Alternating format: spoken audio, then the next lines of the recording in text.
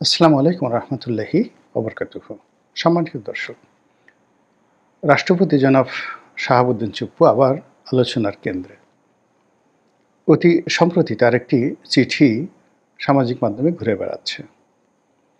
আপনারা সবাই জানেন যে গত কয়েক মাস আগে বিদেশের কয়েকটি মিশন থেকে তড়িঘড়ি করে তার ছবি নামানো হয়েছে এবং এটি কোনো অফিসিয়াল নির্দেশ দিয়ে নয়, মূলত টেলিফোনের মাধ্যমে পররাষ্ট্র মন্ত্রণালয়ের ঊর্ধ্বতন কর্মকর্তা যারা আছেন তারা সংশ্লিষ্ট রাষ্ট্রদূতদেরকে টেলিফোন করে সেই সকল অফিস থেকে সেই রাষ্ট্রপতির ছবি নামিয়ে ফেলানোর জন্য যে নির্দেশনা দিয়েছিল সেটি কার্যকর হয়েছে এবং সেটা নিয়ে সেই সময় খুব হইচই হয়েছিল। ঘটনার নেপথ্যে কী ছিল আমরা সেটা বলতে পারিনি, তবে যতটুকু আমরা জানতে পেরেছি যে ডক্টর মোহাম্মদ ইউনূস যখন মালয়েশিয়াতে গেলেন,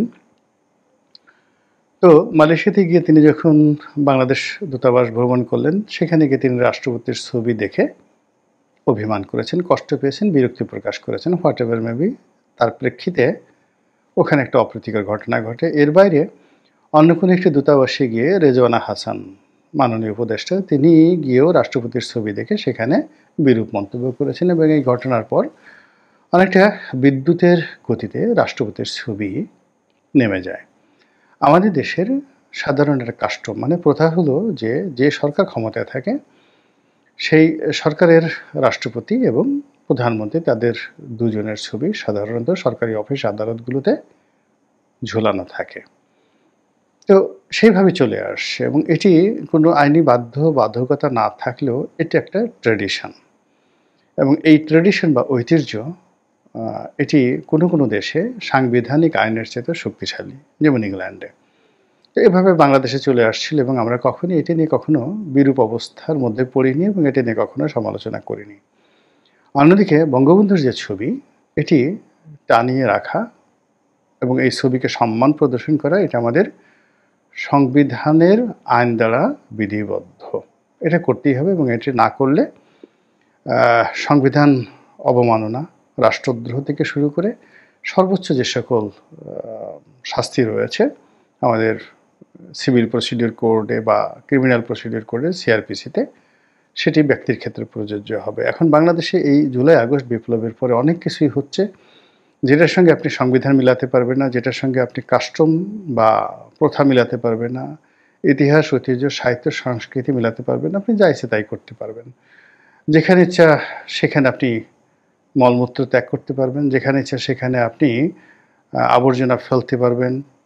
আপনার নাম দেখা গেল ডাস্টবিনের সাথে যুক্ত হয়ে গেল, আপনাকে সবাই ডাস্টবিন ড্যাশ বলল। আপনি আবার কাউকে বললেন যে অমুক, মানে যে কোনো লোকের নামের সাথে আপনি তালিবর সহায়কার শাহ, কি যেন একটা যে টিনের ছেলে কাউয়া, এরকমভাবে একটা গালি দিয়ে দিতে পারেন। বা আপনি যে কোনো লোকের দুর্বল স্থান দিয়ে আপনি আপনার যে কোনো জিনিস ঢুকিয়ে দিতে পারেন। 1, 2, 3, 4 এরকম বলে আপনি যাকে ইচ্ছা তাকে, সে তারেক রহমান সাহেব হোক বা অন্য তার চেয়ে ক্ষমতাধর লোক হোক, বুড়া হোক, 80 বছর, 86 বছর, 90 বছর, ডাজ নট ম্যাটার। আপনার যাকে পছন্দ আপনি সঙ্গে ষাঁড়ের মতো, ষাঁড় দেখেন না, মানে সেই মোটরসাইকেলের উপরে উঠে তার বিশেষ অঙ্গটি বের করে দিয়ে মোটরসাইকেলের সাথে সঙ্গম করার জন্য সে উঠে যায়। সে দেখা গেল যে আরও মানে অদ্ভুত তেলের ড্রামের উপরে সে তার যৌন যে অভিলাষ, যৌন অভিলাষ, তেলের ড্রাম, কেরোসিন তেলের ড্রাম, তারপর শেষে ভ্যান গাড়ি, মানে যা ইচ্ছা তাই সব কিছু। মানে ষাঁড় যা করে, গরু যা করে, বা পাঠা সাধারণত এতটা খাস করে না, পাঠারও একটা লেভেল আছে, কিন্তু গরু, ষাঁড় গরু, এর কোনো ধর্ম না, এ যাইছে তাই করতে পারে যে কোনো জায়গাতে। তো এখন এরকম বাংলাদেশের পরিবেশ এমন অবস্থা হয়ে গেছে, আপনার রাস্তায় হঠাৎ করে দেখলেন 90 বছরের একটা বুড়া মানুষ, আপনি 1, 2, 3, 4 বলে হুম করে বা হালুম করে আপনি তার উপরে ঝাঁপিয়ে পড়তে পারেন। এটা কেউ আপনাকে কিছু বলবে না, কোনো পুলিশ আপনাকে অ্যারেস্ট করবে না, আপনার বিরুদ্ধে কোনো মামলা হবে না। বা আপনি যে কোনো একটা বয়স্ক মানুষ, সেটা পুরুষ হোক, নারী হোক, 80 বছর হোক, 40 বছর হোক, 20 বছর হোক, আপনি ইচ্ছামতো তার সামনে দাঁড়িয়ে, তার বাসার সামনে দাঁড়িয়ে তারপর আপনি লম্ফঝম্প করে টিনের চালে কাউয়া, তারপর শেষে আপনি তাকে সেইটা বলে গালি দিতে পারেন। আপনি যদি বেশি রাগ করেন, আপনার বিশেষ অঙ্গটিও তাকে দেখাই দিতে পারেন। এই যে একটা অবস্থা চলছে বাংলাদেশে, সেই অবস্থার প্রেক্ষিতে কারো ছবি নামানো, রাষ্ট্রপতির ছবি নামানো, বঙ্গবন্ধুর ছবি নামানো, বঙ্গবন্ধুর মূর্তি ভাঙা, শাহাবুদ্দিন চুপ্পুর সেই যে বঙ্গভবন তার সামনে গিয়ে তাকে গালাগাল দেওয়া, ২ সাইডে ঢিল মারা, এগুলো এখন বাংলাদেশে কোনো সমস্যা নয়। ফলে যখন তার ছবি নামিয়ে ফেলা হলো, আমরা সবাই নিশ্চুপ রইলাম, উনিও নিশ্চুপ রইলেন। এরই মধ্যে তিনি যে কাজটি করেছেন সেটা হলো আমাদের পররাষ্ট্র উপদেষ্টা যিনি আছেন তাকে একটা সুদীর্ঘ চিঠি লিখেছেন। সেই চিঠিটি ইতিমধ্যে সামাজিক মাধ্যমে প্রচারিত হয়ে গেছে। তো সেই চিঠিতে তিনি তাকে প্রিয় সহকর্মী সম্বোধন করে অনেক আবেগের কথা বলেছেন, অনেক মানবিকতার কথা বলেছেন, তার জীবনের সফলতা, ব্যর্থতা, আশা, আকাঙ্ক্ষা সব কিছু বলেছেন এবং তার যে ছবি নামিয়ে ফেলা হয়েছে, এই ছবি নামানো নিয়ে তিনি অভিমানের আতিশয্যে, ক্রোধের যে বহিঃপ্রকাশ করেছেন। এই সময়টাতে হঠাৎ করে তিনি এই কাজটি কেন করলেন, এটা নিয়ে হলো আজকের আলোচনা। হঠাৎ করে এই অক্টোবর মাসেই কেন তাকে এই কাজটি করতে হবে? তিনি অবশ্য সেপ্টেম্বর মাসেই কাজ করেছেন, কিন্তু এটা প্রকাশিত হয়ে যাচ্ছে, আমরা যে আলাপ আলোচনা করতেছি অক্টোবর মাসে। এবং অক্টোবর মাসকে আমাদের দেশে অনেকে ব্ল্যাক অক্টোবর বলার চেষ্টা করছে এবং সবাই এখানে বিশেষ করে বিভিন্ন গোয়েন্দা সংস্থা, তারপরে দেশি বিদেশি যারা বিশ্লেষক, তারা সবাই আশঙ্কা করছেন যে এই অক্টোবর মাসে নানা অঘটন ঘটতে পারে। এবং গত বছর 2024 সনের অক্টোবরটা মোটামুটি ভালো গেছে, কিন্তু 23 সনের অক্টোবরটা কিন্তু ভালো যায়নি, খুবই খারাপ একটা অবস্থা গেছে আমাদের এই বাংলাদেশে। আর ধারাবাহিকভাবে যদি গত 50 বছরে অক্টোবর মাস ধরেন তাহলে এই মাসটি ঘটনাবহুল। তো এই ঘটনাবহুল একটি মাসে হঠাৎ করে সেই পুরনো একটা ধামাচাপা পড়া, ছাইচাপা পড়া একটা বিষয়, সেটা সামনে কেন আনা হলো, এটা হলো আজকের আলোচনার বিষয়বস্তু। এখানে আমি যেটা বলতে চাই সেটা হলো জনাব শাহাবুদ্দিন চুপ্পু, তিনি কর্মজীবনে একজন ডিস্ট্রিক্ট জাজ ছিলেন। তো জেলা জজ হওয়া চারটিখানি একটা বিষয় না, এবং তিনি যেই সময়টাতে, এখন হয়তো জুডিশিয়ারিতে প্রচুর নিয়োগ হচ্ছে, অনেক জেলা জজ আছে, কিন্তু আমরা যখন ছোট ছিলাম তখন আসলে একটা জেলা শহরে জজ সাহেবের যে মর্যাদা, ওটা 100টা ডিসিএসপিকে সমান করলেও হয় না। মানুষজনের মধ্যে তাদের একটা শ্রদ্ধাবোধ ছিল। জজ সাহেবের বাড়ির সামনে দিয়ে যারাই যাতায়াত করতেন খুব সম্মান এবং মর্যাদা নিয়ে যাতায়াত করতেন, ওইভাবে তাকাতেন। কোনো জজ ঘুষ নিয়েছে, দুর্নীতি করেছে, অন্যায় করেছে, অপচয় করেছে, এটা আমরা আসলে কোনোদিন শুনিনি। অন্তত পক্ষে 2001 সন পর্যন্ত তো শুনিনি। পরবর্তীতে কিছু কথাবার্তা আসছে পলিটিক্যাল কারণে। তো সেই জজিয়তি তিনি করে আসছেন, পরিপূর্ণভাবে একটা ডিস্ট্রিক্ট জজ ছিলেন। এরপর তিনি ছাত্রলীগ করেছেন, মুক্তিযুদ্ধ করেছেন, জেল খেটেছেন এবং তার সাহস, অসাধারণ সাহস। বঙ্গবন্ধু হত্যাকাণ্ডের পর যেখানে সব মানুষ পালিয়েছে, তো তিনি সেখানে বঙ্গবন্ধু হত্যাকাণ্ডের প্রতিবাদ করতে গিয়ে জেল খেটেছেন। এটা চারটিখানি বিষয় নয়। তারপরে আবার সেই জেল থেকে বের হওয়ার পরেও তিনি চাকরিতে যোগদান করেছেন, বহাল থেকেছেন। ফলে তার কৌশল, তার বুদ্ধিমত্তা, মানে আমরা এখন যারা রাজনীতি করছি আমাদের অনেকের চেয়ে বেশি। তিনি দুর্নীতি দমন কমিশনের কমিশনার ছিলেন, কমিশনার তদন্ত, এবং দুদকের যে কর্মকাণ্ডগুলো তিনি যতদিন ছিলেন সেখানে তার কথা মতোই দুর্নীতি দমন কমিশন চলেছে। তিনি যাকে ইচ্ছা তাকে ফাঁসাতে পেরেছেন, যাকে ইচ্ছা তাকে তিনি দায়মুক্তি দিতে পেরেছেন। এবং ওখানে যিনি সভাপতি ছিলেন, গোলাম রহমান সাহেব ছিলেন, সাবেক একেবারে ঝানু আমলা। তো তার মতো মানুষও শাহাবুদ্দিন চুপ্পুর সঙ্গে কৌশলে পেরে ওঠেনি। এর কারণ তার একটা রাজনৈতিক কানেক্টিভিটি ছিল। এবং আমি যেটা দেখেছি যে তার রুম সবসময় জমজমাট থাকতো, তার পাবলিক রিলেশন অসাধারণ। মানুষের সাথে মিষ্টি ব্যবহার করা, মানুষের সাথে সম্পর্ক রক্ষা করা, মানুষকে উপকার করা, রেসপন্ড করা, কাউকে ক্ষতি করা, এমনকি হোয়াট এভার মেবি, এই জায়গাতে তার যে পারঙ্গমতা এটা অসাধারণ। তারপরে সেখান থেকে গিয়ে তিনি ইসলামী ব্যাংকের পরিচালক হলেন। এস আলমের সঙ্গে তার সম্পর্ক হলো। তারপরে কোন ফাঁক দিয়ে কিভাবে তিনি যে রাষ্ট্রপতি হয়ে গেলেন, যেখানে সাজেদা চৌধুরী, আমির হোসেন আমু, তুফায়েল আহমেদ, এরকম বাঘা বাঘা মানুষের নাম আসছিল, মতিয়া চৌধুরীর নাম আসছিল।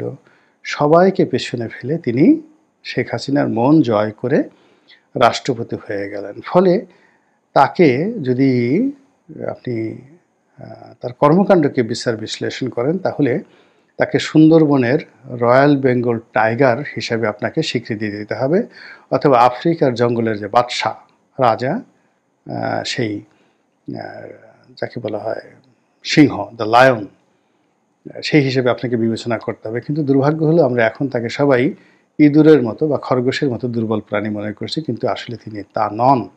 তার বুদ্ধি আছে, সাহস আছে, কৌশল আছে, কানেক্টিভিটি আছে, এবং তিনি জানেন কিভাবে সাস্টেন করতে হয়। আওয়ামী লীগের সকল রিক্রুটমেন্টের মধ্যে একমাত্র তিনি সাস্টেন করে আছেন। এটা বুঝতে হবে যে তিনি সাধারণ মানুষ নন। প্রকৃতিতে সবচেয়ে শক্ত প্রাণী যেমন হীরক, তদ্রূপ তাকে হীরকের চেয়ে শক্ত প্রাণী হিসাবে মেনে নিতে হবে, যে তিনি কোনো রকম ভয় না পেয়ে, কোনো রকম আতঙ্কগ্রস্ত না হয়ে, সবাইকে টেক্কা দিয়ে তিনি যেভাবে ওই বঙ্গভবনে টিকে আছেন, এটা আওয়ামী লীগের প্রতিপক্ষ, তার প্রতিপক্ষ এবং সকলের জন্য রীতিমতো তিনি একটা বজ্রপাতের মতো ওখানে অপেক্ষা করছেন। তো সেই বজ্রপাত একটা চিঠি লিখেছে। এটা চারটিখানি ব্যাপার না, এর পেছনে আরও অনেক কিছু আছে, সেই বিষয়গুলো বুঝতে হবে। আপনার ইতিমধ্যে উনি খুব ধীরে সুস্থে কতগুলো বিষয় জানান দিয়েছেন। প্রথম, সাংবাদিক মতিউর রহমান মানব জমিনে তার সঙ্গে একটি সাক্ষাৎকারে তিনি আলাপ আলোচনায় বলেছেন যে শেখ হাসিনা চলে গেলেন, তার কাছে বলেও গেলেন না। এটার মধ্যে যে কত বড় ডিপ্লোম্যাসি আছে, কত বড় কৌশল আছে, এটা ভবিষ্যতে আপনারা বুঝতে পারবেন, এখন আপনারা বুঝতে পারবেন না। শেখ হাসিনা চলে গেলেন, তার কাছে বলে গেলেন না। তিনি তার আপনজন হিসাবে অনেকের পরিচিত, যাদের মুখ পাতলা, মানে গ্রামে কিছু মহিলা আছে না, কারো কাছে কিছু কথা বললে, বা পুরুষ আছে, আপনি সুন্দরভাবে বললেন যে ভাই তোমাকে গোপন কথাটা বললাম, তুমি এই কথাটা কাউকে বলো না। তো এইরকম এই সমাজের অনেক লোক আছেন যাদের সব জায়গাতে চালচলন আছে। এরকম অনেকের কাছে টেলিফোন করে তিনি কিছু কিছু কথা বলে দিয়েছেন, এবং সেই কথাগুলো বলে দেওয়ার ফলে আসল যে ঘটনা, আমাদের সরকার এবং সরকারের বৈধতা, সরকারের শপথ, এইগুলো নিয়ে এখন যে সকল কনফিউশন এবং ক্যাওয়াস তৈরি হয়েছে, এইগুলো সমাধানের জন্য আপনাকে ইচ্ছাই হোক অনিচ্ছাই হোক এই শাহাবুদ্দিন সুপ্পুর কাছে যেতেই হবে, নো ওয়ে। যেমন সংবিধানের 106 অনুচ্ছেদ অনুযায়ী সুপ্রিম কোর্টের রেফারেন্স কোথায়? আপনি সেটি রেফারেন্স কথা বলছেন, বৈঠক হয়েছে, ফুল বেঞ্চ কোর্ট এরকম একটা রায় দিয়েছে, এখন সেই রায়ের কপি খুঁজে পাওয়া যাচ্ছে না। তাহলে এই কাজটি যারা করিয়েছে, এই বুদ্ধি যারা দিয়েছে, আর বুদ্ধি দেওয়ার পরে এই বুদ্ধির পাল্লায় পড়ে যারা রাতারাতি কাজ করে ফেলেছে, কাজ করার পরে দেখা গেল হায় হায় আমি খেয়ে ফেলেছি, সব কিছু করে ফেলেছি, এখন তো আমার পকেটে টাকা নাই। এখন সেই রায়ের কপি কোথায় আছে, কী অবস্থায় আছে, সুপ্রিম কোর্টের কাছে যদি উনি জানতে চান, উনি যদি একটা চিঠি লিখেন যে সেই রায়ের কপিটা দরকার রাষ্ট্রপতির দপ্তর থেকে, এটা উনি লিখতেই পারেন যে 106 অনুচ্ছেদ অনুযায়ী সুপ্রিম কোর্টের যে রেফারেন্সটি, সেই রেফারেন্সটি নথি রাষ্ট্রপতির দপ্তরে উপস্থাপন করা হোক। এই কথাটা উনি লিখতে পারেন। কি হবে আপনি বোঝার ব্যাপার চেষ্টা করুন। দ্বিতীয়ত, উনি ক্যাবিনেট ডিভিশনে লিখতে পারেন যে শেখ হাসিনার যে পদত্যাগপত্র আমি ফাইলের মধ্যে পাচ্ছি না, এই পদত্যাগপত্র দিন। বর্তমান যিনি ক্যাবিনেট সচিব আছেন তার হার্ট অ্যাটাক শুরু হয়ে যাবে, রীতিমতো হার্ট অ্যাটাক শুরু হয়ে যাবে। এর কারণ হলো এই যে উপদেষ্টা পরিষদের যে বৈঠক, মিটিং, শপথ, এগুলো তো সব ক্যাবিনেট ডিভিশন থেকে করা হয়। এখন যিনি ক্যাবিনেট সচিব আছেন তিনি ওই সময়টাতে ছিলেন যাকে বলা হয় শিক্ষা সচিব, কিন্তু দায়িত্ব তো তার, এমনি তিনি নরম সরম মানুষ, ভদ্রলোক মানুষ। এখন যদি এই জিনিসটা বলা হয় শেখ হাসিনার পদত্যাগপত্রটা আমি চাই, তার সঙ্গে সঙ্গে তিনি যদি এই যে তার ছবি নামানোর বিষয়ে পত্রিকার যে কাটিং থেকে শুরু করে যা কিছু হয়েছে এবং তার এই চিঠিটি যেটি তিনি পররাষ্ট্র উপদেষ্টাকে দিয়েছেন, এই বিষয়টা নিয়ে সুপ্রিম কোর্টের একটা রেফারেন্স চান, মতামত চান যে আমার এই ছবিটা নামিয়ে ফেলা হলো, এই ছবি ওখানে থাকার কী জন্য সেটা ছিল আর কী জন্য সেটা নামিয়ে ফেলা হলো, এটার যে আইনগত ব্যাখ্যাটা কি, এই ব্যাপারে উনি যদি একটা সুপ্রিম কোর্টের রেফারেন্স চান, তাহলে তো টোটাল 3টা রেফারেন্স হলো। শেখ হাসিনার পদত্যাগপত্র কোথায়, আর সংবিধানের যে 106 অনুচ্ছেদ অনুযায়ী যে এই সরকার শপথ গ্রহণ করলো, সেই 6 অনুচ্ছেদের যে সিদ্ধান্ত, রায়টি সুপ্রিম কোর্টে কত তারিখে হয়েছিল, কোথায় আছে, কি অবস্থা আছে, রেকর্ড কি, এবং তখন বিচারপতি কারা ছিলেন, কোথায় ছিলেন, এই বৈঠকটি কোথায় বসে হয়েছে, ভার্চুয়ালি হয়েছে না ফিজিক্যালি হয়েছে, কয় তারিখে হয়েছে, কি হয়েছে, এই সমস্ত বিষয় রাষ্ট্রপতি চাইতেই পারেন, তিনি সুপ্রিম কমান্ডার। তাহলে বোঝার চেষ্টা করেন যে তিনি যে নড়াচড়া শুরু করেছেন এবং সেটা এই অক্টোবর মাসে এবং এই চিঠির মাধ্যমে, এটি যদি শুধুমাত্র এই চিঠির মধ্যে সীমাবদ্ধ হয়ে যায় তাহলে আমার কোনো বক্তব্য নেই, কিন্তু এটা যদি তিনি টানতে থাকেন তাহলে কয়জনের যে কাপড় চোপড় নষ্ট হবে, কীভাবে যে পরিস্থিতি উত্তাল হবে তা বলাই বাহুল্য। আল্লাহ আমাদের সবাইকে হেদায়েত দান করুন এবং হেফাজত করুন। আসসালামু আলাইকুম ওয়া রাহমাতুল্লাহি ওয়া বারাকাতুহু।